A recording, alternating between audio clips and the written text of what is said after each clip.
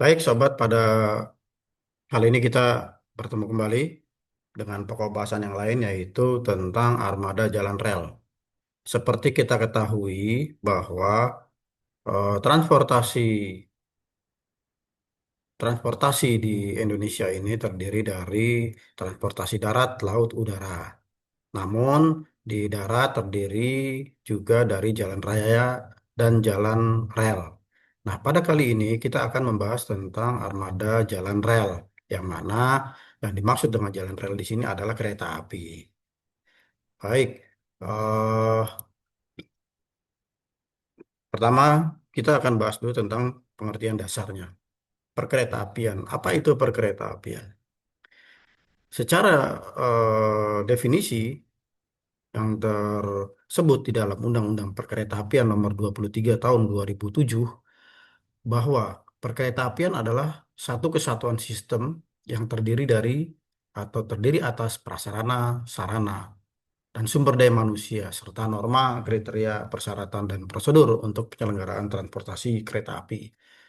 Nah, di sini yang dimaksud dengan satu kesatuan sistem adalah eh, baik itu dari prasarananya, ya, yang dimaksud prasarana di sini adalah infrastruktur, baik itu bangunan stasiun, jalan rel, terowongan, jembatan, persinyalan. Nah, ini masuk kategori prasarana. Sedangkan sarana ini adalah keretanya, ya, sarana kereta api, gerbong, ya, kemudian ada juga lokomotif, ada juga eh, yang disebut dengan kereta penolong atau kereta peralatan khusus. Karena sarana itu terdiri dari empat. Yang pertama adalah kereta, kedua gerbong, ketiga lokomotif, keempat peralatan khusus. Yang dimaksud dengan kereta di sini adalah ya kereta ini untuk penumpang. Sedangkan eh, sarana lokomotif ini adalah penggeraknya. Kalau kita lihat seperti di kereta konvensional, kereta jarak jauh, katakanlah kereta eh, Gajah Yana, tujuan dari Jakarta Malang atau sebaliknya, maka itu yang paling depan disebutnya adalah lokomotif. Nah, sedangkan yang di belakangnya itu disebut kereta. Ada lagi yang namanya gerbong. Nah, gerbong ini dengan kereta itu berbeda. Apa perbedaannya? Kereta itu untuk penumpang atau kereta adalah sarana berpenggerak, ya, berpenggerak sendiri, ditarik atau didorong. Itu untuk penumpang. Sedangkan gerbong itu untuk barang. Jadi jangan salah eh, persepsi ya, karena beberapa di media massa, misalnya contoh ada kecelakaan kereta api, padahal itu adalah kereta komuter lain yang notabene-nya isinya hanya penumpang, tidak ada barang. Kemudian diberitakan bahwa telah terjadi kecelakaan eh, kereta api, gerbong 5 terbakar. Nah, padahal itu bukan gerbong, itu disebutnya adalah kereta. Kalau gerbong berarti itu hanya untuk mengangkut barang. Kemudian ada lagi sarana tadi disebutnya juga dengan peralatan khusus, yaitu kereta penolong, ya, kereta pembangkit. Ya, kalau kita lihat keretanya itu berwarna kuning hampir rata-rata. Ada juga kereta inspeksi. Nah, tadi jadi prasarana yang terdiri dari bangunan stasiun, jembatan, terowongan, persinyalan, itu masuk kategori prasarana. Sedangkan sarana tadi ada empat. Saya ulangi, kereta, gerbong, lokomotif, dan peralatan khusus. Dan di sini kelanjutannya dari pengertian di sini adalah sumber daya manusia. Nah, siapa sumber daya manusia? Ini adalah orangnya, di mana orangnya terdiri dari regulator dan operator. Sumber daya manusia di sini yang regulator itu dalam hal ini adalah pemerintah yang mengatur, yang membuat kebijakan, yang memberikan pengawasan, pengendalian. Ini sumber daya manusianya di pemerintahan. Sedangkan untuk Sumber daya manusia operator ini adalah yang menjalankannya. Siapa dia? Misalnya di situ ada masinis, ada teknisi, ada pengatur perjalanan kereta api, ada teknisi persinyalan dan sebagainya. Ini adalah orang-orang yang bekerja di operator. Kemudian di sini ada serta norma, kriteria, persyaratan ini adalah hal-hal yang diatur di dalam eh, penyelenggara perjalanan kereta api itu sendiri. Nah, pengertian kereta api. Kalau tadi pengertian perkereta apian, sekarang pengertian kereta api. Nah, kereta api adalah sarana perkeretaapian dengan tenaga gerak, baik berjalan sendiri maupun dirangkaikan dengan sarana perkeretaapian lainnya yang akan ataupun sedang bergerak di jalan rel yang terkait dengan perjalanan kereta api. Nah, kalau kita lihat di Indonesia ini, kereta konvensional atau kereta jarak jauh itu eh, dijadikan satu kalimat menjadi kereta api karena terdiri dari ada kereta berpenggerak atau berjalan sendiri ataupun dirangkaikan, ditarik, didorong. Nah, itu adalah kereta api. Kemudian prasarana perkeretaapian adalah tadi sudah sekilas saya sebutkan ada jalur kereta api, stasiun, fasilitas operasi kereta api agar kereta api dapat dioperasikan.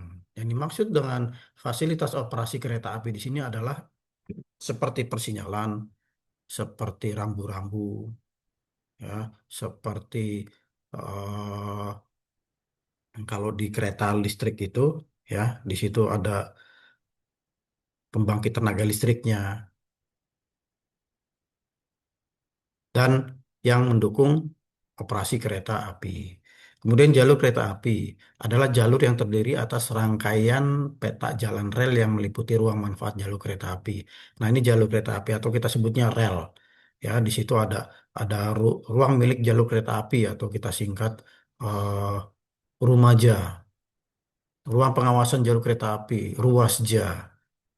Nah, termasuk bagian atas dan bawahnya yang diperuntukkan bagi lalu lintas kereta api. Jadi kalau kita lihat jalan rel, nah di situ terdiri dari apa apa saja. Ya biasanya itu di situ ada bantalan rel, kemudian ada balas, batu-batu kerikil kecil-kecil itu disebutnya juga balas. Kemudian kanan kirinya jaraknya berapa meter itu juga sudah diatur. Kita akan bahas nanti. Nah, jalan rel, kalau tadi kita jalur kereta api, nah ini termasuk jalurnya tadi banyak, artinya banyak jalur kereta api itu banyak. Eh, kita fokuskan dulu ke pengertian jalan rel sini. Satu kesatuan konstruksi yang terbuat dari baja, beton, atau konstruksi lain yang terletak di permukaan, di bawah dan di atas tanah atau bergantung, beserta perangkatnya yang mengarahkan jalannya kereta api. Jalan rel di sini bisa berupa jalan rel eh, baik itu di terowongan, ya, kemudian di dataran, ya, kemudian lagi eh, ada juga yang di jembatan di atas. Ya, maksudnya di sini adalah di bentuknya adalah eh, flyover ya di atas. Kemudian stasiun kereta api. Nah, mungkin rekan-rekan semua tahu apa itu stasiun kereta api. Ya, kalau secara pengertian tidak jauh berbeda dengan kalau pengertian dari terminal, pengertian dari bandara gitu ya. Nah, karena sama-sama tempat pemberangkatan dan pemberhentian kereta. Kalau kereta api, pemberhentian kereta api. Namun yang lain udara ya tempat pemberangkatan dan pemberhentian pesawat udara misalnya. Kalau kita bicara transportasi udara, transportasi darat juga demikian. Kemudian bangunan stasiun kereta api. Apa perbedaan dengan stasiun kereta api dengan bangunannya? Nah, kalau stasiun kereta api adalah ini fungsinya, sedangkan bangunan stasiun ini adalah eh, secara eksplisit ini keperluan operasional kereta api. Ya, terdiri dari ada gedung, ada instalasi pendukung, di situ ada peron, ya peron-peron ini kalau peron eh, adalah ini seperti pada di gambar ini ya sebelum kita naik kereta api ini sebutnya adalah peron ya dan di situ ada batasnya batas untuk berdiri bagi penumpang batasnya dibatasi dengan garis kuning. Kalau tadi bangunan stasiun kereta api, sekarang ke gedung stasiun kereta api. Nah, gedung stasiun kereta api ini ya gedung untuk operasional kereta api yang terdiri dari untuk kegiatan pokok, ya perkantoran lah, perkantoran, kemudian ada jasa penjualan tiket, kemudian ada tenan-tenan, ya untuk eh, penjualan-penjualan, pengusahaan di situ. Kemudian gedung stasiun yang selanjutnya gedung stasiun untuk kegiatan pokok kereta api. Ini gedung yang berfungsi untuk menunjang kegiatan pokok stasiun. Kegiatan pokok stasiunnya itu apa saja ya tadi termasuk dari operasional kereta api dan segala aktivitas baik itu perjalanan kereta apinya ya mengarahkan dari jalur satu ke jalur yang lainnya. Nah, ini adalah dimaksud dengan gedung pokok stasiun. Gedung stasiun untuk kegiatan penunjang kereta. Ini terdiri dari gedung yang berfungsi untuk menunjang kegiatan usaha penunjang di stasiun. Ya, kalau tadi untuk gedung karena untuk kegiatan pokok, karena ini gedung untuk penunjang kereta. Sedangkan gedung stasiun kegiatan jasa pelayanan khusus kereta api ini adalah berfungsi untuk pelayanan-pelayanan khusus di stasiun. Misalnya ada eh, pelayanan untuk pemesanan tiket secara khusus, baik itu untuk difabel, baik itu untuk rombongan atau pemesanan tiket lainnya. Untuk instalasi pendukung di bangunan stasiun kereta api ini adalah instalasi-instalasi yang tersedia di stasiun di mana eh, mendukung untuk jalannya operasional di stasiun. Nah, peron. Nah, peron adalah bangunan-bangunan yang terletak di samping jalur kereta api yang berfungsi untuk naik turun penumpang. Nah, ini kita lihat gambar peron. Untuk naik turun penumpang ini disebutnya peron. Selanjutnya, fasilitas pengoperasian kereta api ini segala fasilitas yang diperlukan agar kereta api dapat dioperasikan. Apa saja itu? Nah, tadi tergantung dari stasiunnya karena ada stasiun ada klasifikasi stasiun ya. Stasiun kecil, stasiun sedang, stasiun besar. Jadi fasilitasnya tentunya berbeda. Jika stasiun besar maka eh, dari segi area, dari segi eh, peron, jumlah peron, jalur, dan sebagainya ini tentunya berbeda dengan stasiun kecil. Kita sekarang ke dasar hukum ya. Ini saya berikan beberapa contoh dasar hukum dari perkeretaapian, namun tidak saya sampaikan semuanya karena memang yang namanya undang-undang itu banyak sekali. Namun dalam hal ini tidak mengurangi materi yang saya berikan ya bahwa dasar hukum dari perkeretaapian ini adalah Undang-Undang Nomor 23 Tahun 2007 ya dan sampai saat ini masih berlaku. Nah, kemudian ada PP nomor 56 tahun 2009 tentang penyelenggaraan perkeretaapian. Namun di tahun 2017 ini terjadi perubahan, ya, di mana perubahannya itu hanya beberapa klausul atau beberapa pasal yang ditambah dan dikurang. Namun eh, peraturan perundangan peraturan pemerintah ini ya tidak merubah semuanya. Oleh karena itu di sini bunyinya adalah PP nomor 6 tahun 2017 tentang perubahan atas peraturan pemerintah nomor 56. Ya, dianggap masih relevan yang dikeluarkan di tahun 2009 nomor 56, tetapi ada sedikit perubahan. Artinya bahwa yang beberapa pasal pun masih berlaku yang di tahun 2009. Begitu juga dengan PP nomor 2. Kita lihat PP nomor, eh, saya ulangi, PP nomor 72 tahun 2009 tentang lalu lintas dan angkutan kereta api atau LLKA. Ini juga dilakukan perubahan di tahun 2016 dengan PP nomor 61 ya tentang perubahan atas peraturan pemerintah. Hampir sama dengan tadi yang PP nomor 56 dilakukan perubahan hanya beberapa pasal atau klausul yang tambah dan kurang. Kemudian di PM nomor 21 tahun 2023 tentang sertifikasi tenaga pemeriksa. Ini saya berikan contoh salah satu SDM perkeretaapian ya di operator yaitu sebagai tenaga pemeriksa, yang mana sebagai seorang tenaga pemeriksa ini harus eh, memiliki sertifikat. Nah, itu eh, diatur ya. Sebelumnya itu yang PM21 nomor 23 itu adalah PM nomor 9 tahun 2017 ya tentang sertifikasi tenaga pemeriksaan. Nah, ini salah satu contoh ya bahwa setiap SDM perkeretaapian baik itu regulator maupun operator itu harus memiliki sertifikat kompetensi ya yang dikeluarkan oleh pemerintah. Ya, bagaimana cara mendapatkan sertifikat kompetensi? Melalui proses diklat. Setelah diklat itu dinyatakan lulus, maka dilakukan uji kompetensi. Nah, jika uji kompetensi itu lulus, maka baru bisa mendapatkan eh, sertifikat tenaga pemeriksa prasarana keretaapian. Apabila tidak lulus, maka masih diberi kesempatan lagi untuk mengikuti uji kompetensi selanjutnya. Oleh karena itu, setiap SDM perkeretaapian ya harus memiliki sertifikat kompetensi. Saya berikan contoh misalnya untuk sertifikasi awak sarana perkeretaapian. Awak sarana perkeretaapian ini adalah masinis. Ya, ini juga seorang masinis harus memiliki sertifikat kecakapan.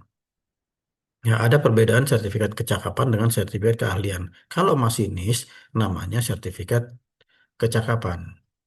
Sedangkan untuk tenaga perawat, pemeriksa, ya dalam hal ini adalah eh, di seorang bertugas yang melakukan pemeriksaan sarana kereta api maupun pemeriksaan. Nah, ini karena dia ahli, maka sertifikatnya bunyinya adalah sertifikat keahlian, bukan sertifikat kecakapan. Karena kalau masinis itu tentunya cakap dalam hal untuk mengoperasikan perjalanan kereta api. Kemudian ada PM nomor 23 tentang sertifikat perawatan. Kalau tadi sertifikasi tentang pemeriksa prasarana, ini ada tenaga perawatan. Jadi ada pemeriksa, ada perawatan, dan semuanya diatur di undang-undang. Kalau ini adalah pemeriksa prasarana, nanti ada lagi sertifikat tenaga pemeriksa sarana. Gitu ya. Jadi ini adalah salah satu produk hukum untuk perkeretaapian. Ya, nanti kita bahas di lain waktu terkait dengan peraturan perundang-undangan tentang perkeretaapian.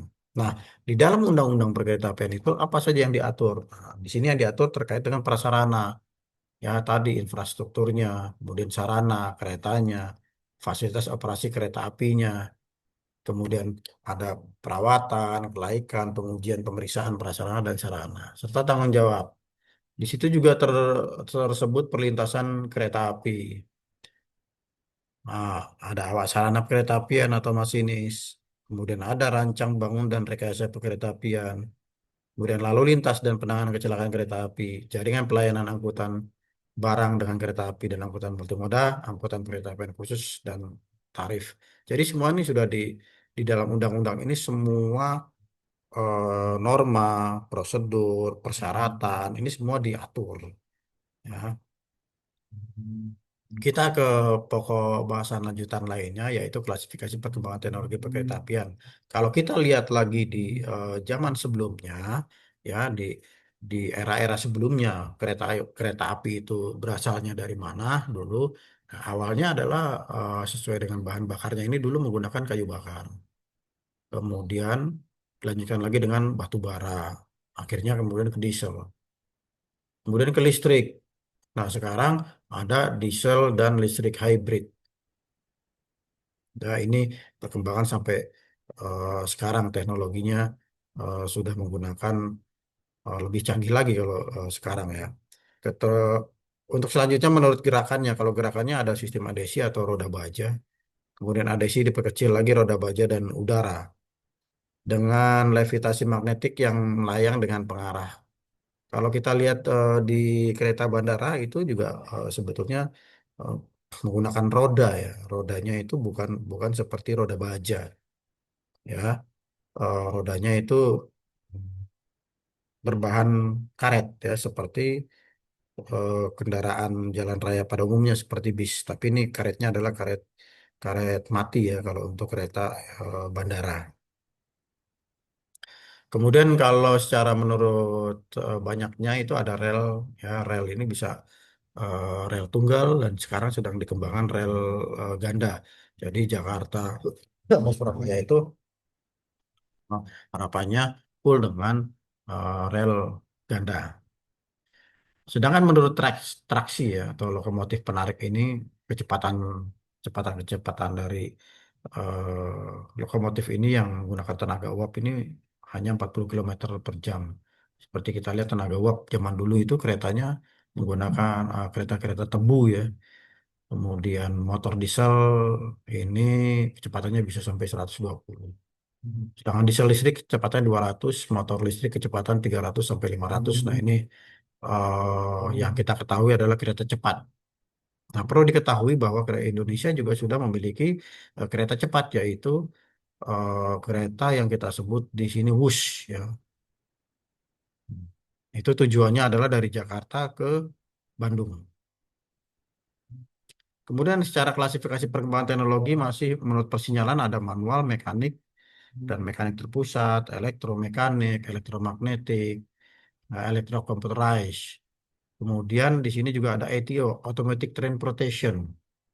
Nah, eh, saya ulangi, Automatic Train Operation, ATO. Ya, jadi ada kereta-kereta yang sekarang ini adalah Automatic Train Operation. Jadi kalau kita lihat kereta MRT ya yang ada di Jakarta itu sebetulnya keretanya otomatis, tidak perlu dikendalikan sendiri, itu bisa berjalan sendiri.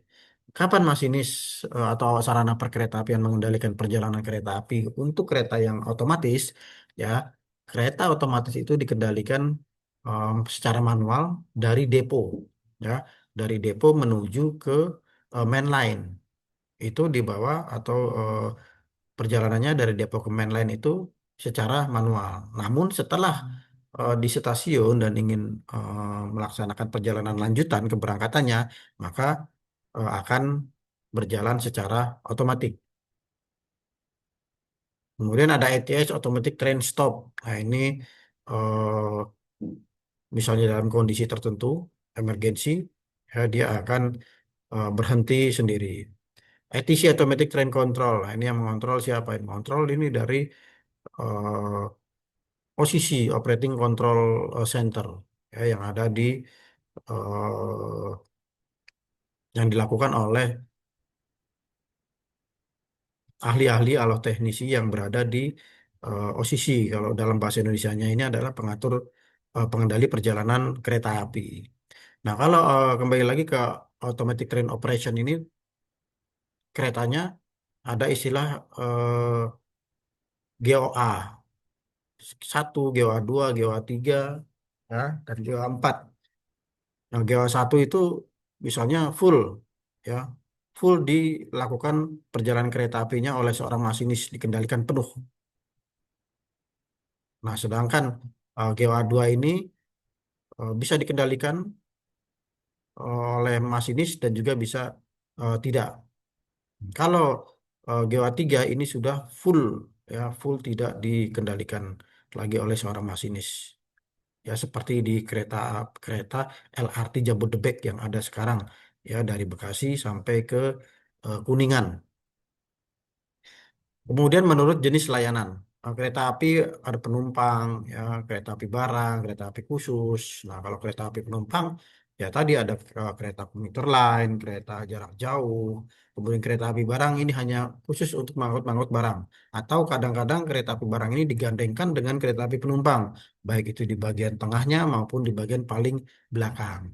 Sedangkan kereta api khusus, ini kereta api khusus ini biasanya diperuntukkan untuk kegiatan-kegiatan khusus. Misalnya ada pejabat-pejabat pemerintah maupun tamu-tamu dari tamu kenegaraan, kemudian menggunakan kereta api khusus untuk melakukan perjalanan khusus. Kemudian menurut cakupan layanannya, kereta api perkotaan. Nah, kita ketahui bahwa kalau kereta api perkotaan ini yang kita ketahui ada di Jakarta, contohnya LRT Jakpro atau LRT Jakarta. Ini tujuannya dari ada di wilayah sekitar Kelapa Gading, dari Velodrome sampai ke Rawamangun. Ya, itu kereta LRT. Nah, sekarang sudah dalam tahap untuk pengembangan sampai dengan Manggarai. Kemudian lagi kereta LRT Palembang. Nah, LRT Palembang hanya melayani perjalanan dari bandara menuju ke kota Palembang. Nah, kemarin yang terakhir ini ada kereta LRT Jabodebek yang baru dioperasikan di tahun 2023. Ya, di mana LRT Jabodebek ini eh, dengan sistem tadi yang computerized ATO Automatic Train Operation GOA 3 tanpa masinis. Kemudian lagi kalau yang di perkotaan lagi ada KRL yang sudah lama sebelumnya ada kereta komuter lain ya, kereta listrik. Semi eksklusif memiliki jalur khusus tercampur dengan lalu lintas kendaraan di persimpangan. Nah, yang dimaksud di sini adalah dia kereta yang perkotaan ini juga ada yang melewati perlintasan sebidang. Saya ambil contoh misalnya dari Jakarta ke Bekasi atau Jakarta ke Bogor, Jakarta ke Tangerang itu akan melewati perlintasan-perlintasan sebidang, ya persinggungan antara jalan raya dengan eh, kereta api, ya, antara jalan raya dengan jalan rel. Nah, ini biasanya di situ sudah ada penjaganya atau penjaga pintu perlintasan kereta api atau disebut juga dengan PJL. Nah, di sisi lain kereta api perkotaan juga memiliki jalur sendiri seperti elevated elevated ya yang di atas itu atau terowongan. Kalau di MRT itu ketika masuk dari Blok M kemudian turun lagi ke Senayan itu sudah masuk ke terowongan. Nanti muncul lagi kemudian sampai sampai dengan di Bundaran HI. Dan juga kalau kereta antar kota itu